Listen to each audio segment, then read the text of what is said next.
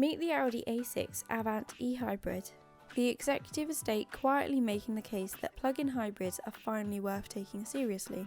This is a big car, nearly 5 metres of it, but it wears that length well. Classic Avant silhouette, flowing roofline, sharp LED headlights, and that wide single-frame grille giving it exactly the presence the badge promises. The Kronos Grey had a subtle green undertone in direct sunlight. Sophisticated, not showy. Sport trim comes on 18-inch alloys, refined and understated. Want something sportier? Higher specs set up to 20s. Step inside and the first impression is strong. Soft touch materials, clean minimalist dashboard, twin screens, electric seat adjustment, but look a little closer. No head-up display on sport trim. On a car costing over 60 grand, that stings a bit.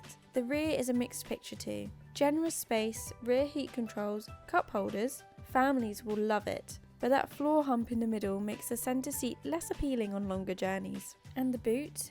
404 litres, smaller than you'd expect from an estate this long, but the PHEV battery takes up some room. Still plenty for real life though. Behind the wheel, it's a smooth operator.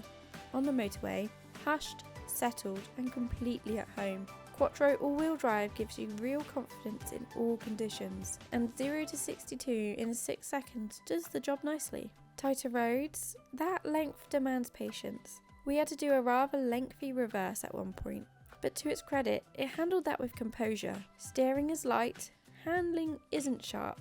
This is a cruiser, not a corner carver. Now, the headline figure. 63 miles of electric range, and with an 11 kilowatt charger, you're back to 100% in as little as 2.5 hours. No DC rapid charging though, which is annoying. Audi also throws in a free ohm home charger or £500 off the list price. A nice sweetener. When the battery depletes, you're looking at 35 to 40 miles per gallon. And if you're charging regularly at home, that official 113 mile per gallon combined figure is genuinely achievable. So, is it worth it? It's not groundbreaking, and yes, Chinese rivals are arriving with more kit for less money, the Emoda 9 being a case in point. But for the buyer who values refinement, motorway confidence and the weight the Audi badge still carries on UK roads, the A6 e-hybrid makes a compelling case. What do you think? Drop a comment below.